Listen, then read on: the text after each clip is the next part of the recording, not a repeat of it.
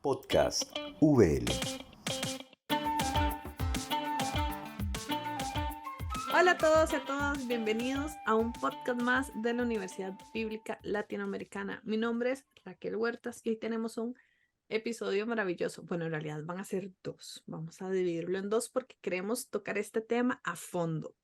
Resulta que nos acercamos al último libro de la Biblia, que es el Apocalipsis. Pero para poder entender el Apocalipsis tenemos que entender algunos conceptos, especial el de apocalíptica. Entonces, como este es un concepto que pocas personas en las iglesias o algo así conocen, eso es un término poco conocido, vamos a dedicarle bastante tiempo para entenderlo, porque es algo que está presente mucho no solo en el Apocalipsis, sino en muchas partes de la Biblia. Y para eso tenemos a alguien que ya es de casa. Ya es la tercera vez que grabamos con él en el podcast y también nos ha acompañado en algunos cursos libres en la Universidad Bíblica Latinoamericana.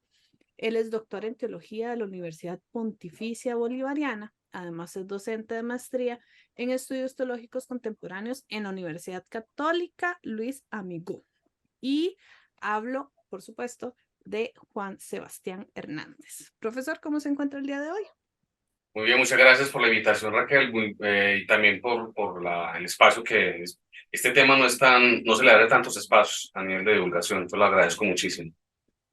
Bueno, y es que cuando preparábamos el podcast también hablamos un poco de que, por ejemplo, yo fui criada en una iglesia pentecostal y yo este término de apocalíptica nunca lo había escuchado. Entonces, creo que tal vez empecemos por ahí porque mucha gente debe estar así como apocalíptica, ¿qué es eso, verdad? De hecho, recuerdo como anécdota que una vez hablando con mi papá, que es pastor, yo le dije, pero es que el apocalipsis está escrito en apocalíptica. Y se volvió y me dijo, ¿qué es eso? ¿Verdad? Porque no lo hemos escuchado. Entonces, ¿por qué no empezamos por ahí? ¿Qué es apocalíptica? Me parece muy bien, muchas gracias, Raquel. Incluso a otros les sonará como, pues es el nombre de un grupo de música, de hecho, Ah, ¿verdad? Qué interesante, sí. puede asociarlo por ahí. Es un nombre muy técnico, es un adjetivo, realmente es un adjetivo y con ese adjetivo se habla del conjunto de libros que tienen el título de Apocalipsis. Esos libros son libros que tienen una definición cultural, étnica y temporal. Son libros del judaísmo del Segundo Templo, especialmente de la época helenística, es decir, escritos en torno al siglo III, algunas partes del siglo IV, los más antiguos, siglo III, solamente el siglo II, siglo I, estamos hablando antes de la era común y de la época del cambio de era y obviamente el surgimiento del cristianismo. En el Nuevo Testamento tenemos un libro que se le da el nombre, ese es un nombre en griego, Apocalipsis, y también se conoce por la traducción en latín, Revelaciones, también, el libro de las Revelaciones. Entonces voy a volverlo a decir, el término, porque es un término muy técnico, apocalíptica, refiere al conjunto de libros que tienen el título de Apocalipsis, que llevan ese título, y también alude a la disciplina bíblica que los estudia, y los estudia como literatura. Entonces, es tanto la literatura como el estudio, el tipo de disciplinas que se desarrollan para estudiar ese tipo de literatura especial. Como para hacerlo así como reducir mucho el término, podríamos decir que es un género literario. O sea, que cuando yo voy a leer, por ejemplo, Apocalipsis, yo tengo que estar consciente que está escrito en apocalíptica. Eso se podría. Así como cuando voy a leer una leyenda, estoy consciente que es una leyenda, un cuento es un cuento. ¿Eso valdría o tendría que buscar verlo de otra forma? A mí me pones en un aprieto porque yo diría que sí, pero como yo soy teólogo y además estoy especializado en este tipo de literatura, entonces no. Porque género literario, de hecho los apocalipsis tienen género literarios. Por ejemplo, visiones son un género literario, entre otros. Entonces realmente no es un género literario. Pero yendo como que creo entender tu intuición, pues podríamos hablar que sí va con literatura, o sea, es un nombre que nos ayuda a definir un tipo de literatura, diferente a evangelios, por ejemplo. Entonces hay una literatura evangélica con el adjetivo, hay otra literatura apocalíptica. Entonces la literatura evangélica, ¿qué trata? Pues de evangelios, obviamente, los que están en la Biblia cristiana, los 4 evangelios canónicos, pero también hay otros evangelios que son apócrifos, ¿cierto? Entonces cobijaría también esos otros textos que están por fuera del canon escriturístico. Lo mismo pasa con la apocalíptica. La apocalíptica se refiere a Apocalipsis y hablaría pues obviamente del libro de Daniel, el libro del Apocalipsis de San Juan o Revelaciones de Juan, pero también incluiría otros textos que son considerados apócrifos, especialmente del Antiguo Testamento, que son más o menos como unos 14, 15 textos que tienen ese nombre. Ok, antes de continuar, hemos hablado 2 veces ya de los textos intertestamentarios o del Segundo Templo. Este, para los que no saben muy bien de qué estamos hablando, tenemos un podcast casualmente también grabado con el profesor Juan Esteban donde hablamos de ellos. Ahorita no tengo el número, pero se los vamos a dejar ahí en la descripción del video, donde ustedes pueden consultarlo, porque también tocamos un poquitito este tema, pero no tan a fondo como lo vamos a hacer en estos 2 podcasts. Bueno, entonces, ya usted me mencionó que aparte del Apocalipsis, hay una serie de textos, que están canonizados, tanto en la Biblia, voy a decirlo así, en la Biblia protestante como en la Biblia católica, pero que también hay otros. ¿Podríamos mencionar así muy rápidamente, como para que la gente se ubique un poquitito, cuáles son estos textos?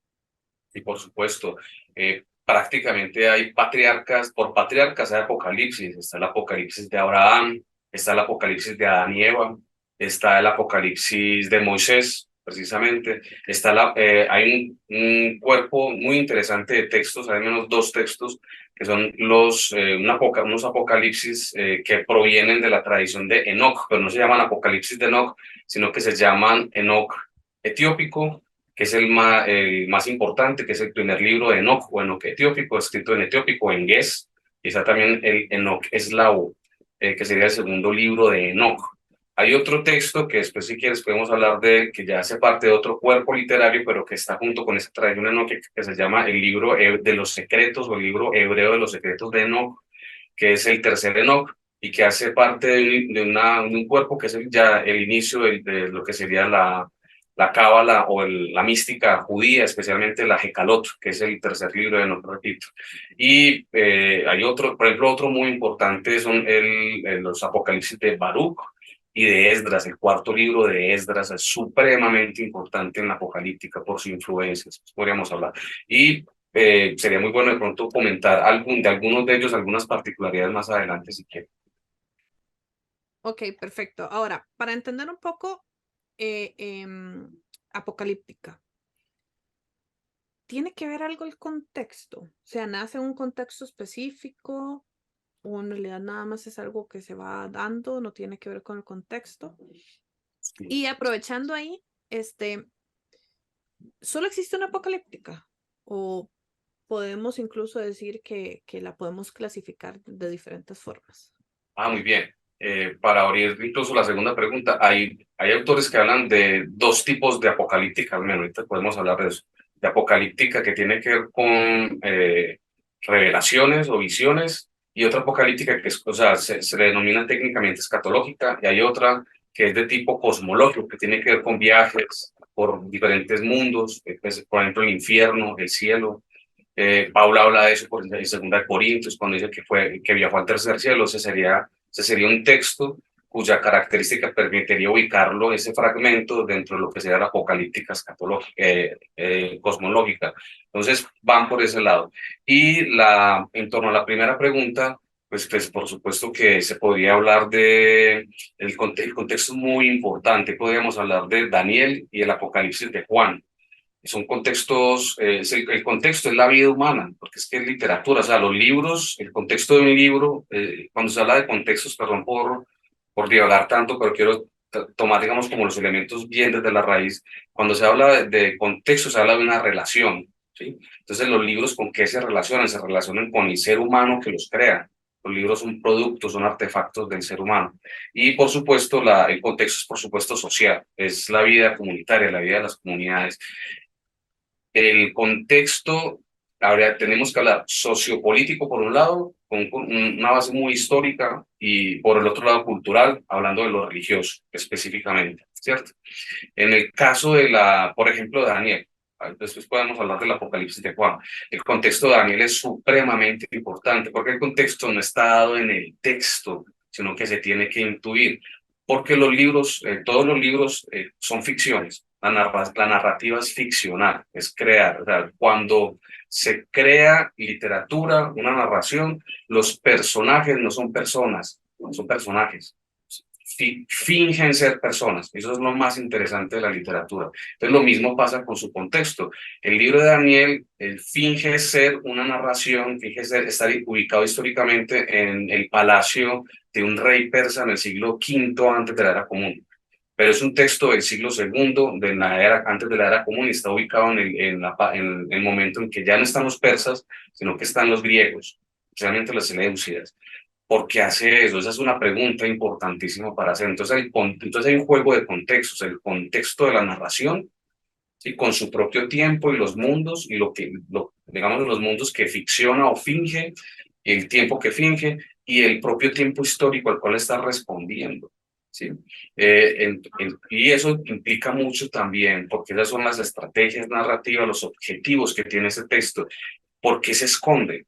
Porque quiere tener un mensaje contestatario y de resistencia. Y ese es otro término que también se utiliza mucho de una manera un poco más técnica, hablar de teologías de resistencia. Entonces, por ejemplo, Daniel, y ahí sí también el Apocalipsis de Juan o las revelaciones de Juan, son textos de que desarrollan una teología de resistencia, o sea, es decir, en el fondo es los inicios de lo que podríamos llamar una teología política, que eso es un término que desarrolla más adelante en Europa, autores como Jürgen Moltmann, por ejemplo, pero que no se lo inventan, sino están incluso en la tradición bíblica. Es decir, ¿para qué se escribe un texto y para qué se finge o se ficciona una narración? Para hablar de problemas políticos y de la manera como se resiste al poder. Y la raíz teológica de todo esto, porque a uno le podrá sonar raro, incluso adoctrinante lo que estoy diciendo, y lo puede sospechar, esto tiene una raíz teológica. Hay un presupuesto teológico que se vuelve también político y es fundamental. El único Señor es Yahvé. No existe otro Señor salvo Yahvé. Eso ya es una enunciación religiosa, teológica, pero que tiene una clara disposición e intención política. Porque cuando surge un rey que quiere dominar de manera absoluta, es decir, tomar todos los reinos, va a incluir también el religioso. Y ante eso se genera una resistencia, que es lo que pasa precisamente en el libro de Daniel. Hay una resistencia a un programa político de los reyes seleucidas, especialmente con Antíoco IV Epífanes. El título mismo que él se pone es un título teológico. Epífanes es la manifestación o la presentación de la divinidad.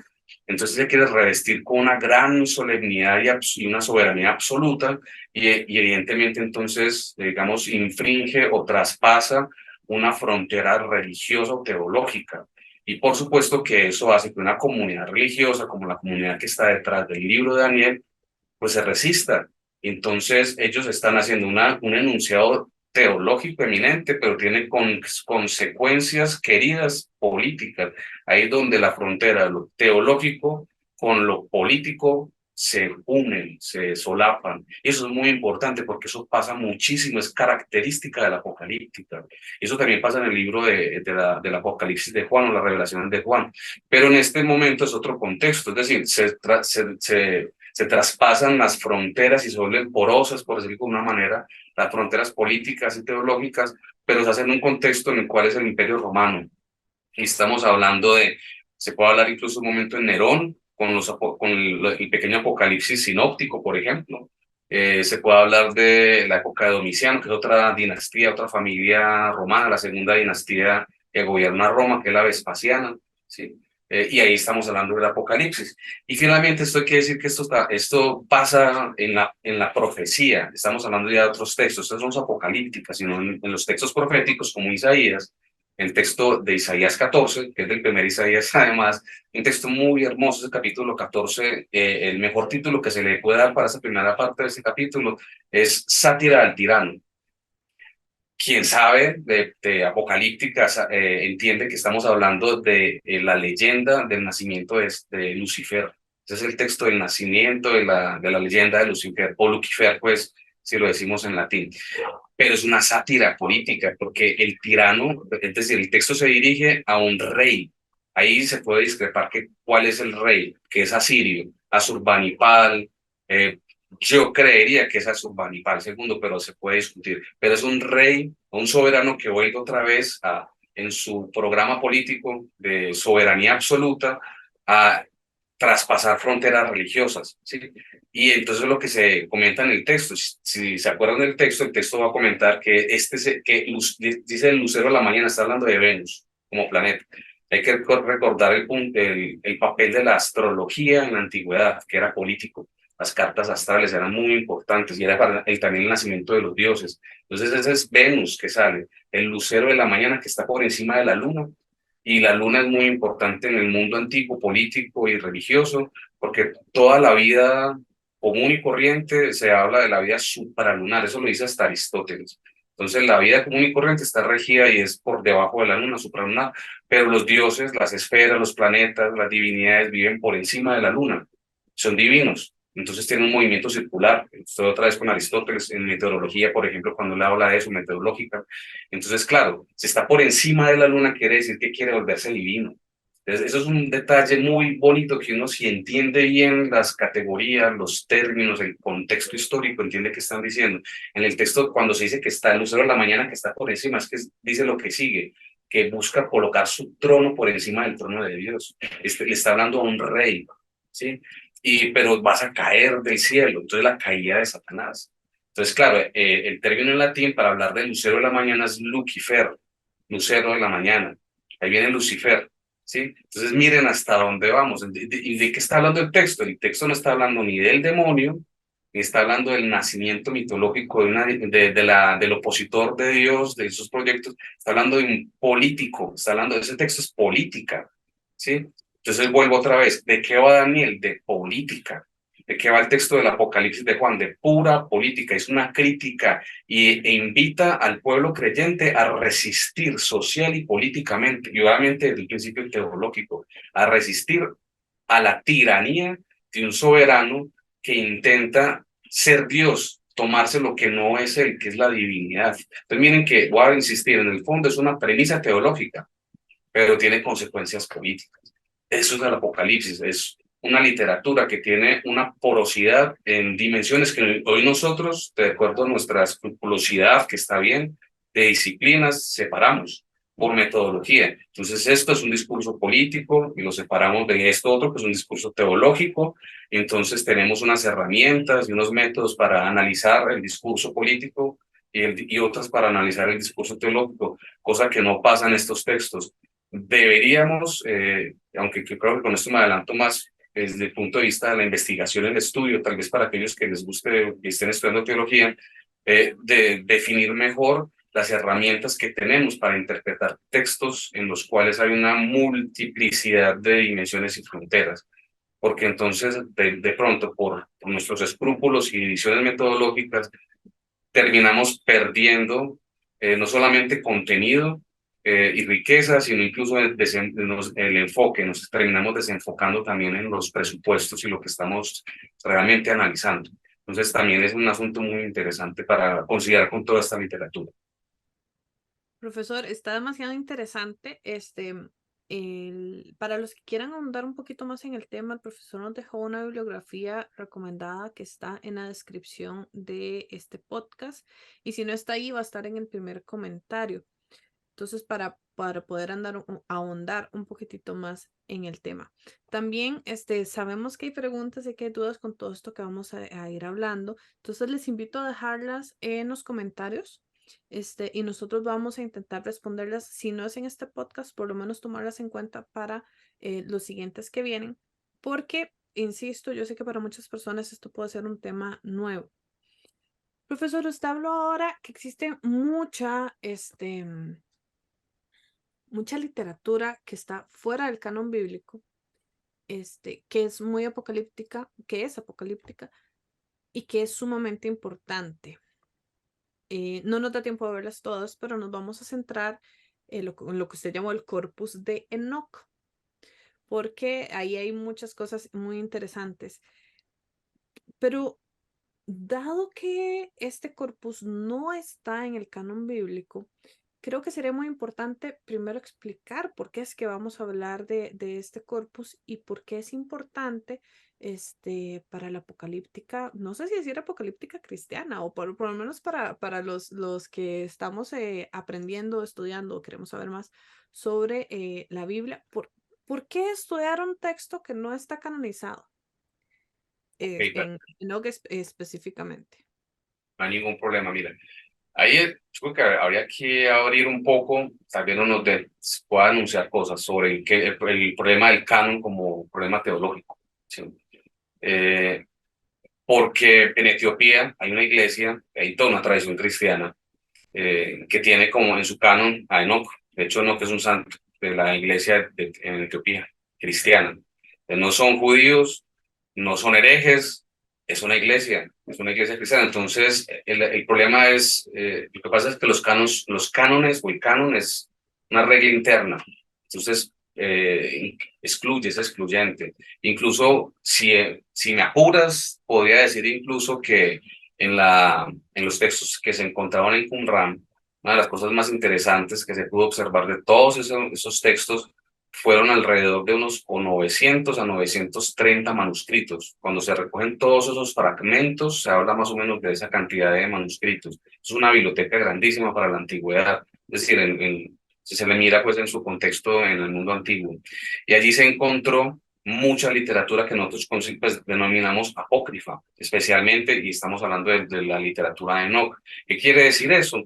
Que ellos tenían en su canon textos como el libro de los jubileos, Enoch, entre otros, que nosotros pues no tenemos. ¿Qué quiere decir eso? Que el canon bíblico en el momento del cambio de era del judaísmo, que está en esa transición del siglo primero antes de la era común al siglo primero de la era común, cuando surge el cristianismo y el rabinismo, el, tiene, digamos, unos contornos más amplios, abarca más literatura, eso también, y aumento más el problema, aún dentro del canon cristiano del Nuevo Testamento, se puede observar, por ejemplo, en la carta de Judas, no solamente en los versículos 14 y 15, sino todo ese librito que es la carta de Judas, se ve la influencia del libro de Enoch. Eso quiere decir que ese texto había sido recibido por la comunidad que está detrás de la carta de Judas como canónico. Y podríamos seguir así porque la influencia de Enoch se ve también, por ejemplo, en la primera de Pedro, capítulo tercero, versículo del 18 hasta el 22, el famoso descenso al infierno de Jesús. El modelo que se toma para ese descenso al infierno es el de Enoch. Es decir, por decirlo de una forma más escueta, el que descendió fue Enoch. Entonces se toma a Enoch y su descenso al infierno como modelo para hablar del descenso al infierno de Jesús. ¿Qué quiere decir eso? Que la comunidad cristiana que está detrás del texto de Primera Pedro, pues tiene al libro de Enoch como un texto canónico. ¿Sí? Y así podemos seguir mirando más textos porque están otros textos también. Incluso hay un grupo de especialistas a nivel internacional que está trabajando, revisando precisamente la influencia de los textos de Enoch no solamente en los textos judíos, sino también cristianos, que se llama precisamente el Inach Seminar o el Seminario sobre Enoch. Ok, entonces empecemos hablando primero de Enoch, porque Enoch fue una persona, o por lo menos es una persona, un personaje, o sea, es un alguien. Pero entonces, ¿quién fue este Enoch? No sé si podemos de una vez decir si todos los escritos fueron escritos por él o nada más se le atribuyen, como ha pasado en casi todos los libros que tenemos en el canon o en la Biblia. Este, bueno, sí, hablemos un poquitito del personaje o de Enoch. Por supuesto que el personaje es una ficción. Él es uno de los hijos de Caín, desciende de Caín. ¿Sí? Enoch es un personaje supremamente interesante. Los textos que toman su nombre como elemento o fundación de su legitimidad, evidentemente son, el término técnico es pseudoepígrafos. ¿Sí? Después podemos hablar también un rato sobre eso si quieren, porque el término pseudoepígrafo, digamos que en la calle se podría decir que son falsificaciones, ¿sí? Por decirlo de alguna forma. ¿Sí? Pero eso es muy corriente en la literatura religiosa, no solamente cristiana y judía, sino en general. Pero particularmente lo que es el anonimato o la anonimia y la pseudoepigrafía son dos fenómenos muy corrientes dentro de la literatura cristiana y judía. Y también con Enoch. ¿Quién es Enoch? Enoch es un personaje supremamente significativo en la Biblia hebrea. Aparece dos veces en la Biblia hebrea. Aparece primero en Génesis capítulo 5, y se dice una frase sencilla, que si no estoy mal, si recuerdo bien, es Génesis 5:24, si recuerdo bien el versículo, entonces en el capítulo 5, y dice que caminó con perfección con el Señor, y el Señor lo arrebató. Así de sencillo. Entonces eso genera obviamente un misterio, un halo de misterio lo cubre, y vuelve otra vez por allá en un texto los hebreos le dicen los Sefer Emet, o sea, lo que nosotros llamamos la literatura sapiencial, el texto del Ben Sira, Coelet, eclesiástico, en el capítulo 49, que es un capítulo hermosísimo, que es una especie como de eloquio a los antepasados, texto largo donde empiezan a enumerar cada uno de los antepasados entre los patriarcas, profetas, personas significativas, y en ese recuento cae Enoc, y lo recuerdan como modelo o paradigma de rectitud. Entonces eso quiere decir que en el judaísmo, bueno, hay que hablar después, digamos, como de las corrientes y los movimientos en el judaísmo, pero en la corriente principal y tradicional del judaísmo, Enoc era un personaje que estaba revestido con solemnidad y con respeto, era reconocido. Obviamente hubo un grupo judío, un movimiento judío, probablemente sacerdotal, después les explico por qué características de los textos de Enoch se dice que es sacerdotal, que lo tomó por estas condiciones, especialmente porque fue arrebatado, asunto, se dice digamos, en el argot católico, ¿cierto? Fue asunto o ascendido a los cielos. Hay pocos personajes que sufrieron esa ascensión. Moisés, por ejemplo, es otro, ¿cierto? Del Antiguo Testamento, o la Biblia hebrea. Y por esa razón se le considera que vio muchas cosas, que fue el receptor de misterios y secretos. Y por eso los textos que están avalados con su nombre, se supone que revelan o presentan esas revelaciones. Entonces hay viajes celestes, va al infierno. Hay una parte muy bonita del primer libro de Enoch, o el Enoch etiópico, que es Enoch en el país de los aromas, porque es Enoch viajando por países y conociendo los aromas.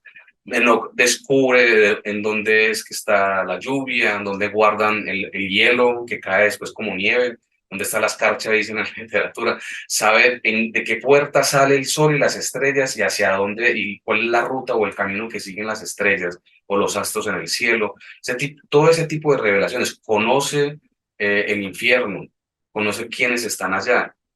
De hecho, lo utilizan, es digamos como la acción por la cual más se le reconoce, es utilizado como intermediario entre Dios y los vigilantes. Es un grupo especial de ángeles encargados, como su nombre lo dice, de guardar o custodiar ciertos aspectos de la naturaleza, ¿sí? Entonces, los que estaban encargados de custodiar las estrellas, los que estaban encargados de custodiar la tierra, los que estaban encargados de custodiar la tormenta, y tienen nombres específicos. Eran 20 líderes que en su totalidad dirigían unos 200 vigilantes. Enoc los conoce, y cuando estos vigilantes pecan, que después podemos hablar, es una parte muy importante del primer libro de Enoc, el pecado, la caída de los vigilantes, él va y habla por ellos, ¿sí? Porque ellos piden que se les escuche y que se les reciba en el consejo celestial, porque se les va a castigar, ¿sí? A ellos y a sus hijos, que son los gigantes. El diluvio, precisamente en la literatura de Enoch, es para matar a los gigantes como castigo por lo que hicieron los vigilantes, ¿sí?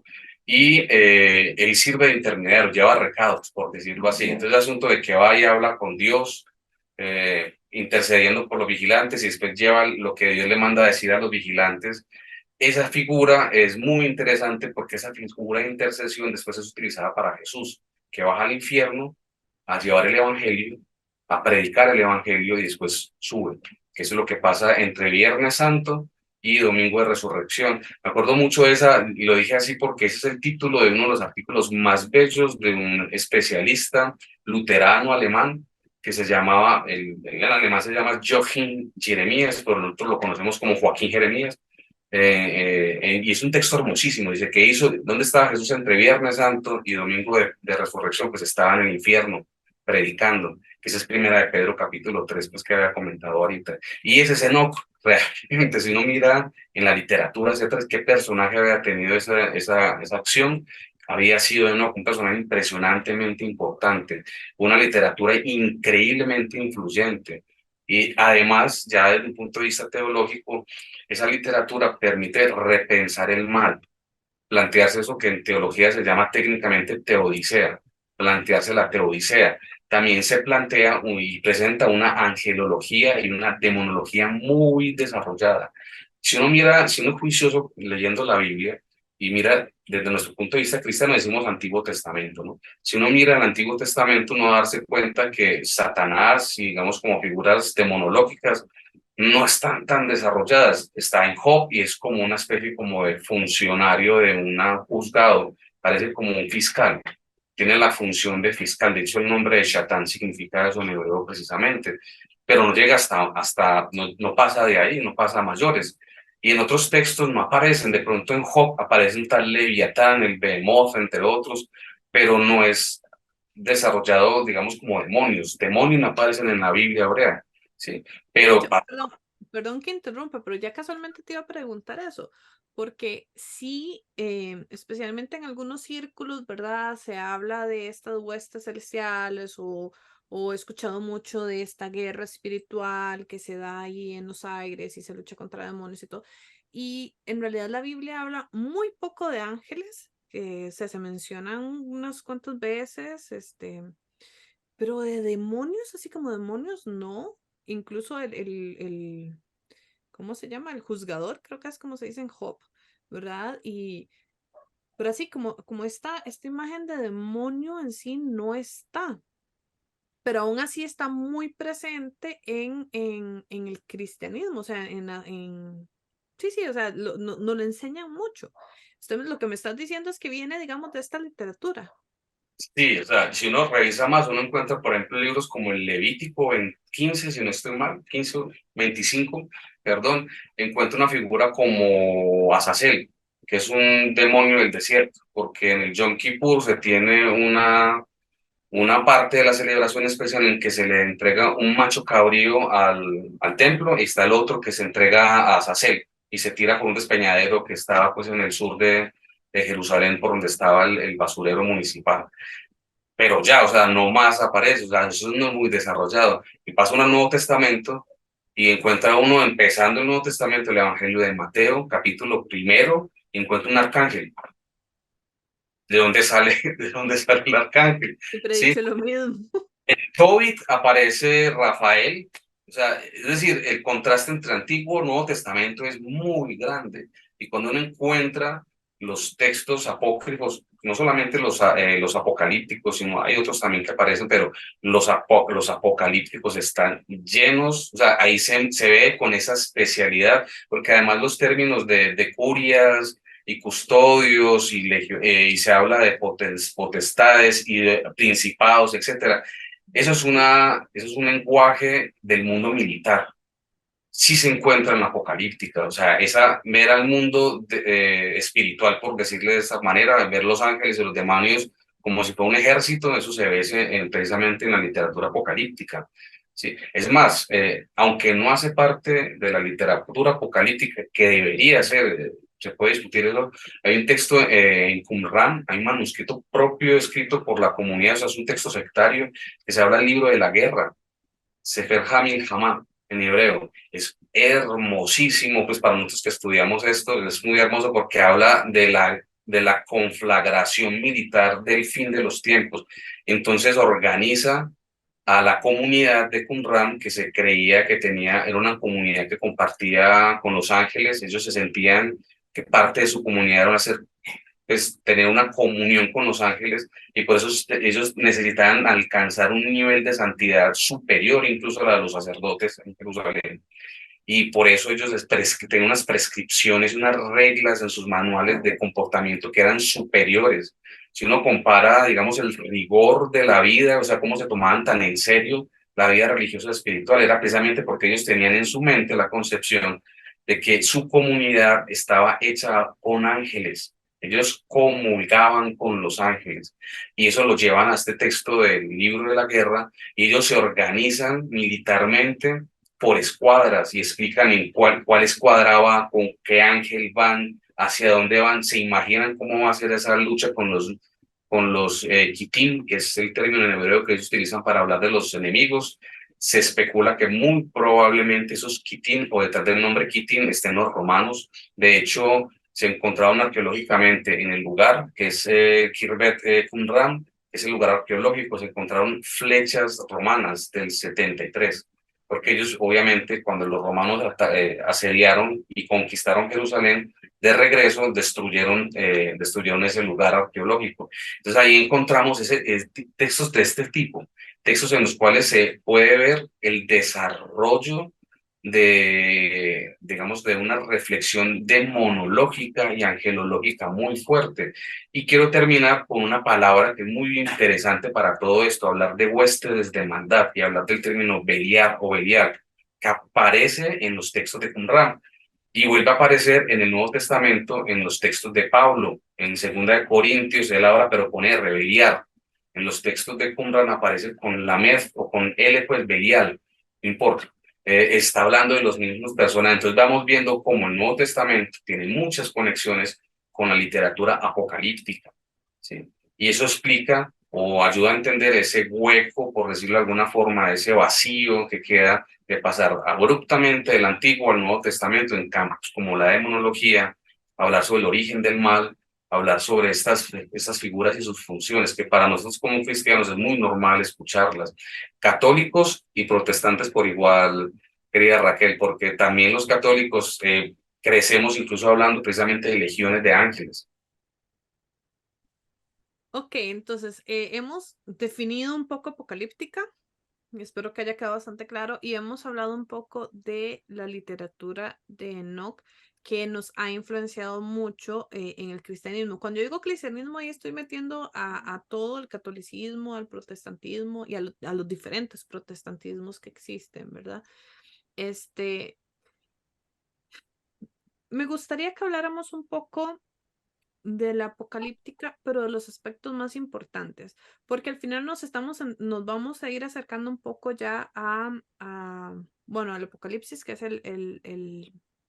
los siguientes podcasts que vamos a trabajar. Entonces necesitamos entender esto, pero también vamos a hablar un poquitito de los diferentes textos apocalípticos que están en la Biblia. Entonces, ¿qué te parece si hablamos un poco de la narrativa o el lenguaje o la forma en la que la apocalíptica se expresa? Porque al final es un poco diferente a lo que estamos acostumbrados. O sea, es una narración diferente. Entonces, ¿cuáles tal vez serían esas características de la narrativa que nosotros tenemos que tomar en cuenta al leer un texto apocalíptico? Ok, perfecto. Primero, partir de otra literatura que es la profética, nuevamente. La literatura profética es muy fácilmente, digamos, discernible unos géneros específicos cuando Dios está hablando. Incluso el término más común en la profecía es oráculo de Yahvé, ¿sí? Que es Dabar Yahvé en hebreo, o sea, la palabra de Dios, palabra de Yahvé. Es muy importante porque inmediatamente se enuncia así el contenido que sigue, es una visión. Y se habla así de visión, jasón en hebreo.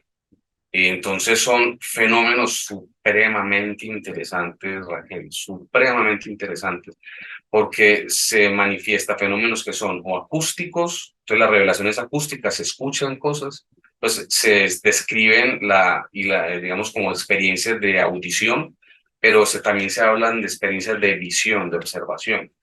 Bueno, y ese es el contenido como en la revelación, eso lo puede encontrar en los textos de los profetas menores, especialmente. Ezequiel es muy importante. Aquí solamente voy a dejarlo nombrado porque nos quedamos hablando un rato sobre él. Jeremías y su visión del templo es supremamente importante. Isaías también, que tiene una visión en el templo, es una visión celestial. Sí. De hecho, el libro de Ezequiel, todo el libro de Ezequiel, pero el primer capítulo es fundamental porque creó tanto la literatura, de origen a la literatura apocalíptica en sus géneros y su plasticidad y su narratividad, como también a la mística judía, la Merkabah. Es que de hecho el término Merkabah, que significa los carros, ¿sí? El trono celestial, alude a la visión. Es una visión en la cual el profeta es arrastrado, llevado en unos carros de fuego y llevado al trono celestial, ¿sí? Apocalipsis 4, capítulo 4, es decir, el libro del Apocalipsis de San Juan, la revelación de Juan, el capítulo 4 es el inicio solemne del libro. El capítulo 4 es toda una visión en el santuario de Dios frente al trono de Yahvé. Hay una literatura judía dedicada solo a eso, que es la Hecalot, que es la visión de los tronos celestiales. Ya aparecen los cuatro seres, ¿sí? Que tienen figuras de bestias, que es muy interesante por el asunto del poder, que después podemos comentar eso un poquito. Entonces mira que ese es el lenguaje apocalíptico, es el lenguaje onírico.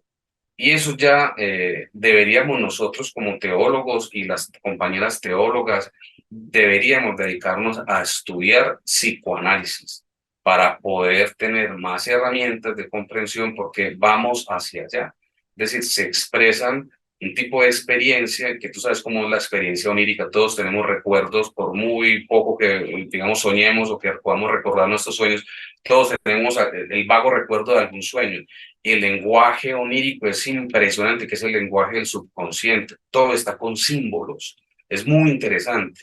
Ese es el lenguaje de la apocalíptica, el lenguaje traspasado por los símbolos, las metáforas. Y sobre todo en el caso de la apocalíptica judía, es un lenguaje, es una literatura que es un clúster, está cerrado en sí mismo, es decir, es autorreferenciado. Voy a explicarme mejor. Reciclan las imágenes. Si tú encuentras los cuatro seres que están frente al trono celeste en Apocalipsis, es porque ya han aparecido antes en otro texto del libro de Ezequiel. Si tú encuentras, por ejemplo, una referencia a el ejército de langostas rojas que está en el capítulo 12 del Apocalipsis de Juan, es porque eso está ya antes en un texto, que es un texto profético, un texto del profeta Joel, por ejemplo, si no estoy mal. Es decir, hay autorreferencias, ¿sí me entiendes?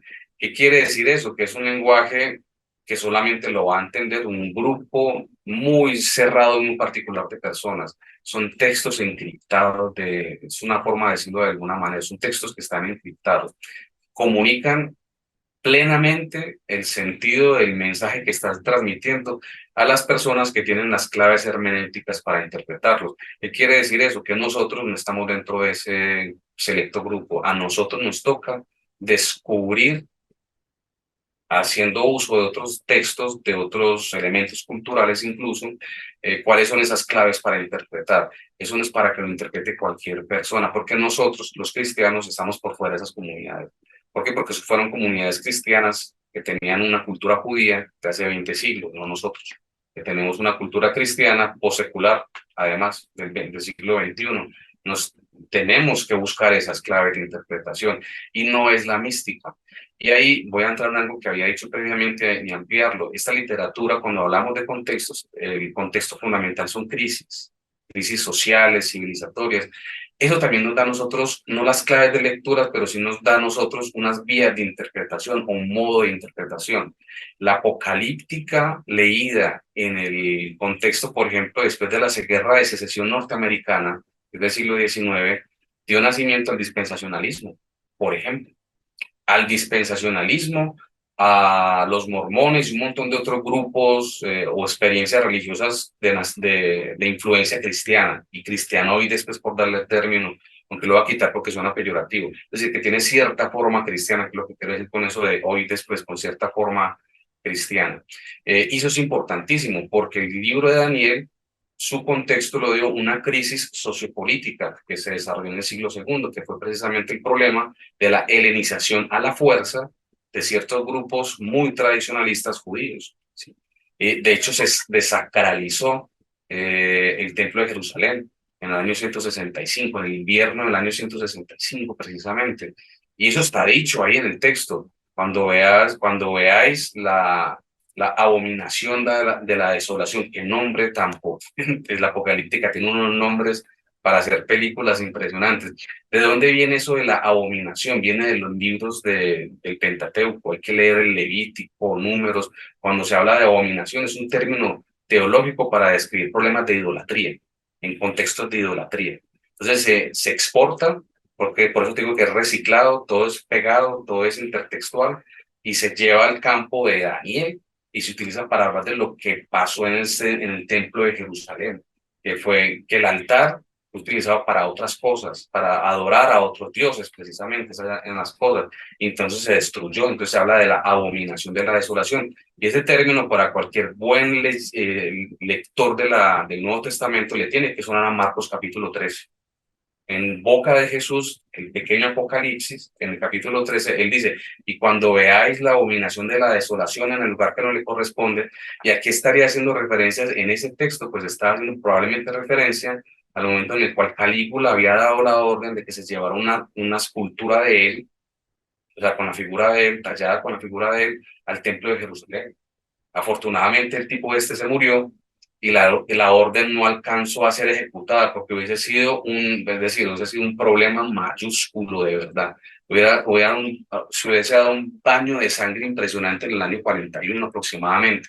Entonces ya podemos incluso con eso fechar la tradición de la cual proviene ese fragmento del Apocalipsis, del pequeño Apocalipsis sinóptico, más o menos del 40-41, con la crisis de Calígula.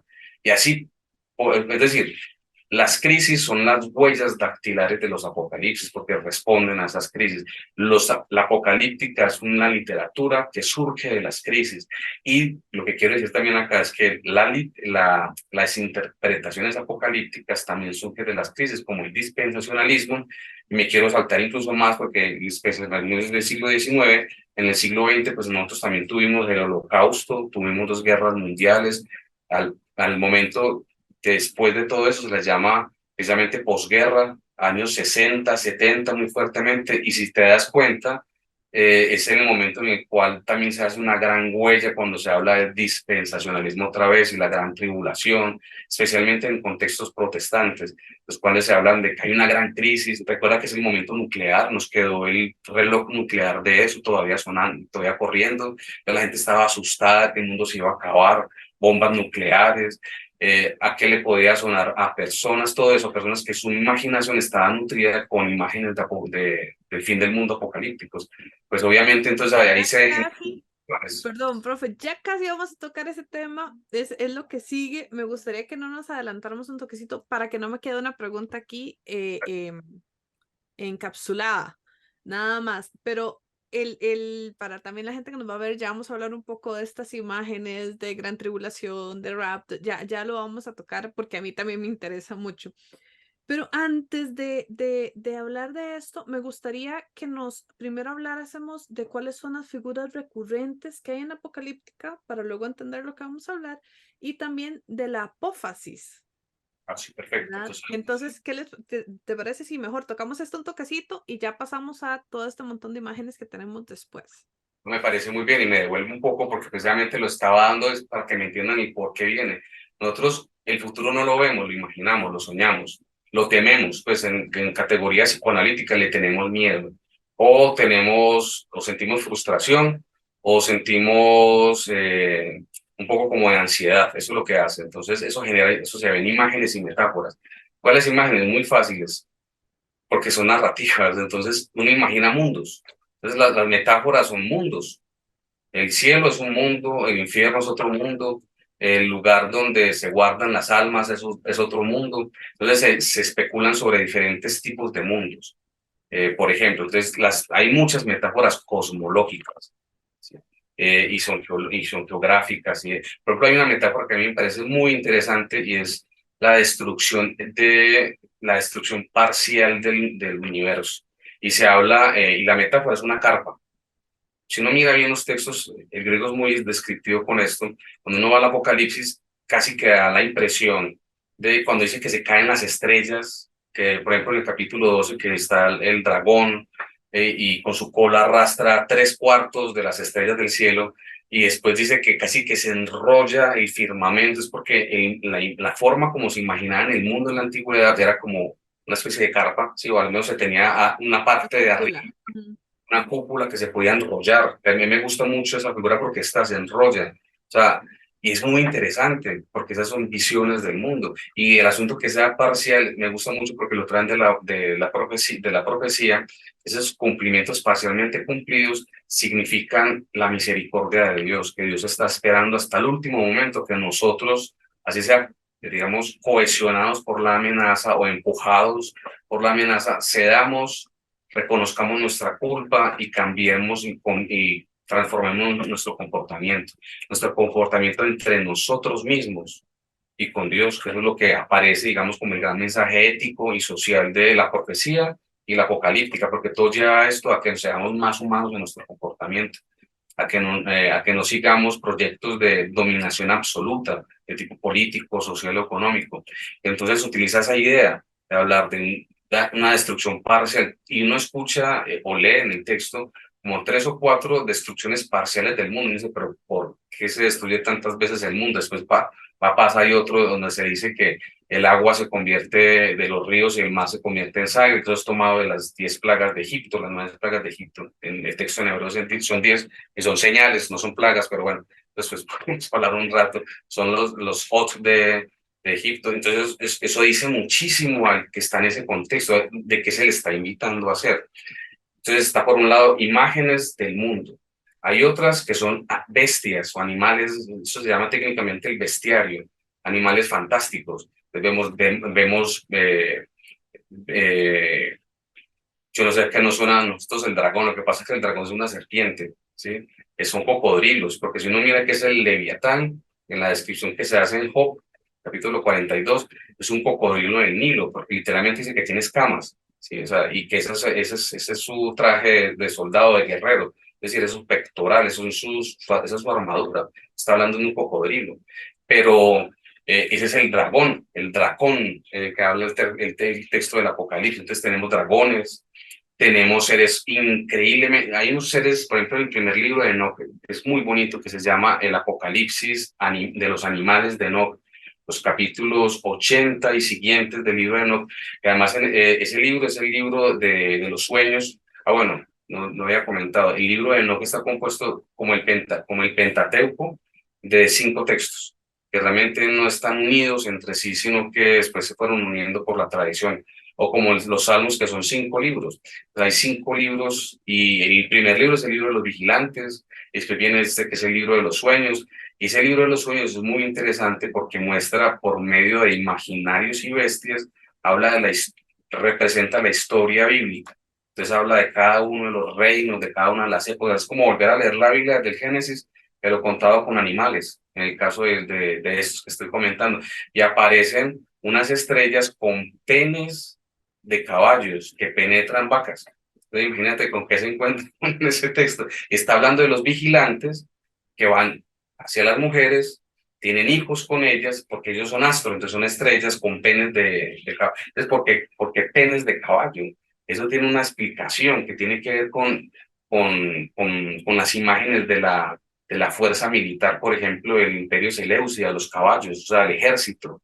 Se está representando los ejércitos. Es un asunto muy interesante. Cuando uno lo lee así de buenas a primeras, sin entender los contextos, eso de alguna manera podríamos decirlo que nutre y fecunda la imaginación de cualquier lector. ¿De qué se le puede llenar la cabeza a una persona, a cualquiera de nosotros, hombres posmodernos y mujeres posmodernas de nuestro siglo, que de entrada, así súbitamente nos caiga ese texto y lo leamos, ¿a qué nos sonará?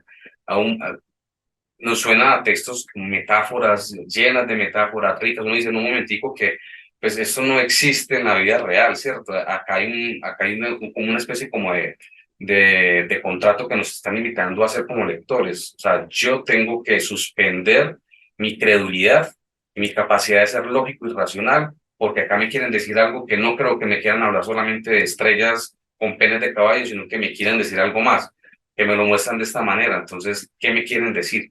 Entonces, es ese tipo de textos que invitan y hacen un llamado a la imaginación, a la creatividad, a la astucia, ¿sí? Del lector y de la lectora, para que no sea ingenuo, superficial literal, de una primera lectura literal, sino que sea capaz de ir más allá, a otros planos de lectura. Me llama mucho la atención eso que estás diciendo porque para mí llega un momento donde para mí ahora es obvio, pero debo admitir que antes no lo era. Pero cuando vos me contás esto, yo digo, sí, o sea, esta historia que nos están narrando, o se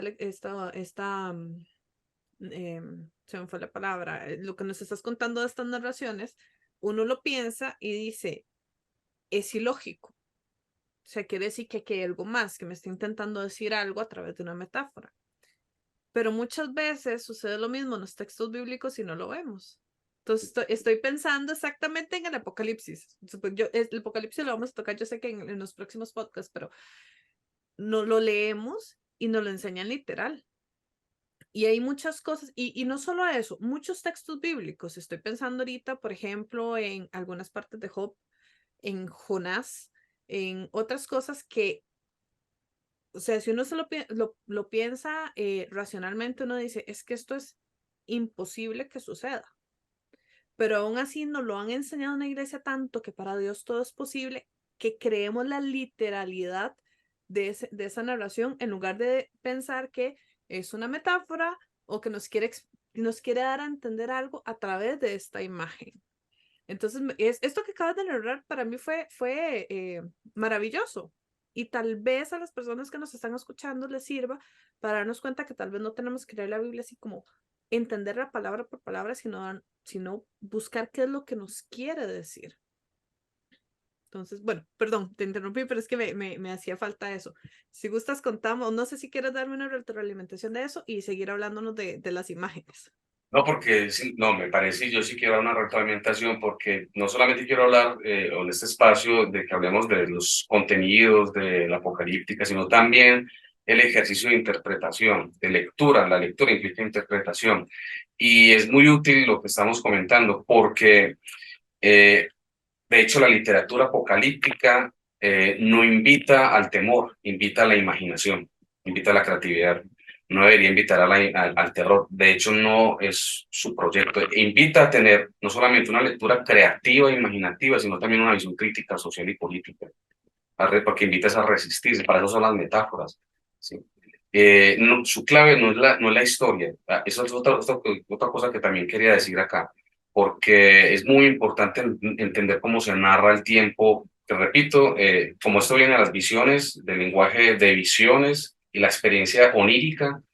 Por eso insisto que aquí una clave muy importante es apropiarse de los instrumentos del psicoanálisis para entender qué es esa experiencia onírica. El tiempo es raro. Tú sabes que, bueno, creo que todos sabemos que en el mundo onírico, el subconsciente, el tiempo es muy curioso. Incluso por ahí está la película esta de Nolan, se me olvida cómo es el nombre en español, que hacen viajes en el subconsciente de las personas y que un aparato que les sirve a ellos para saber y diferenciar cuando están en el mundo de un sueño de uno de los clientes o cuando están en la realidad, es que se llevan una especie como de tótem. En la película, el personaje que hace Leonardo DiCaprio siempre se lleva como una especie como de trompo, una figura que está constantemente, digamos, como girando. Entonces, él sabe que si este trompo está todo el tiempo girando y no se detiene es porque está en un sueño, porque en la vida real el trompo cae por la ley de la gravedad. Y eso es importante, el tiempo corre de manera diferente. Es cuando se describe el tiempo, lo temporal en la apocalíptica, es supremamente importante que se entienda que esa no es la clave. Hay un asunto que se llama analepsis y prolepsis. Ir hacia atrás para recordar, ir hacia adelante para adelantar cosas o avanzar cosas. En el lenguaje del cine se hablaría de flashbacks. Se encuentran muchos de esos elementos en los textos apocalípticos que se leen como algo histórico y se leen literal, y lo que se hacen es caer en cosas que no son. Y voy a repetirlo, la historicidad y lo histórico no es una clave de interpretación de la apocalíptica. Eso es hacer mala teología con la apocalíptica porque se desvirtúa y se desfigura incluso el mensaje como tal. Eso también es importante que lo tengamos presente. Entonces, insistiendo con las metáforas, claro, son metáforas, pero metáforas oníricas del deseo, de hablar de deseo. Y con esto quiero terminar. Miren, por ejemplo, los cuernos, que supuestamente dan tanto temor porque aluden en nuestro imaginario religioso y cultural a Satanás y a las cabras, al macho cabrío, ¿no? Entonces, qué miedo, porque es un macho cabrío, es un aquelarre, son brujas, y todo lo que asociamos. Los cuernos en el mundo antiguo y en el mundo animal, diferente al nuestro, que también somos animales, significa poder. Por ejemplo, animales que tienen cornamentas, como los toros, porque tienen cachos o los caribús, ellos muestran con eso su capacidad de agresión. Entonces, si tienen una cornamenta grande y potente, implica que es agresivo y por tanto con respeto, implica poder, no implica demonología ni nada de esas cosas. Y ese es el símbolo de los cuernos en el Apocalipsis, esos 10 cuernecillos que tiene esa bestia que sale del mar. Está hablando del poder político que tiene ese sujeto, le está hablando de otra cosa. Esa es una metáfora para hablar del poder que tiene precisamente esa figura. Y me recuerda una metáfora, un chiste incluso, se hablaba, no recuerdo ahora el nombre del biólogo muy famoso del siglo XVIII, que una vez cuentan pues, en el chiste que este señor se encontró con Satanás y se volteó y lo miró y vio que tenía la pezuña hendida y que tenía cuernos y siguió durmiendo. Entonces le preguntaron que por qué no le dio miedo, si era Satanás, y yo por qué va a tener miedos si es un animal herbívoro, o sea, no come carne. Si tiene cachos y tiene pezuña hendida, es un herbívoro, no es un carnívoro. Si tuviera garras, ahí sí me tendría que dar miedo porque pues, es un carnívoro. Ese es el tipo, digamos, como de juegos de solapa, de malinterpretaciones, de equívocos que se da con el lenguaje. La literatura apocalíptica hace alusión a las imágenes, con las imágenes a su mundo político y social. Y sus imágenes tienen significado, su lenguaje tiene un significado en su contexto. En nuestro contexto tiene otro significado. Uno tiene que estar como lector, o ustedes también como lectoras, muy, muy atento a esa, digamos, como esa brecha, ¿sí? A esa diferencia entre lo que el mundo de significados y significantes de esa literatura y nuestro mundo y nuestros significantes. Eso no quiere decir que uno no pueda hacer esa interpretación. Hay que entender que es una interpretación, ¿sí? Que el texto, si uno está buscando el sentido del texto, hay que buscarlo con otras claves. Si uno lo que quiere es traer ese texto y que diga algo en este mundo, eso es otra cosa, es una reinterpretación libre y se puede hacer. En el mundo de las artes se puede hacer, efectivamente, pero asumiendo que se está haciendo eso, no que y ese es el asunto, no pasar mi interpretación en mi mundo con una resignificación del texto, como que el sentido, y además el sentido que Dios le dio, que es otra cosa muy diferente. Es muy complicado, eso es supremamente delicado, eso es muy, muy importante que quede claro. Bueno, hemos llegado al final de la primera parte de nuestro podcast Teología y Literatura Apocalíptica con el profesor Juan Sebastián Hernández. Vamos a continuar dentro de 2 semanas hablando un poco de este corpus de Enoch, de la imagen de Enoch, de los aspectos importantes de la apocalíptica, algunos aspectos que aún no hemos tocado y también de estas imágenes que a veces tenemos del fin del mundo, de la venida de Jesús o del rapto, un poquito de estas imágenes. Entonces, les recordamos que en 2 semanas sale la segunda parte y que después de esto, en enero del próximo año, tendremos un podcast un poco más largo o diferentes podcasts dedicados completamente al apocalipsis para poder conocer un poco mejor este tipo de literatura. Hoy les acompañó Raquel Huertas junto con el profesor Juan Sebastián Hernández y nos vemos en 2 semanas. ¡Chao!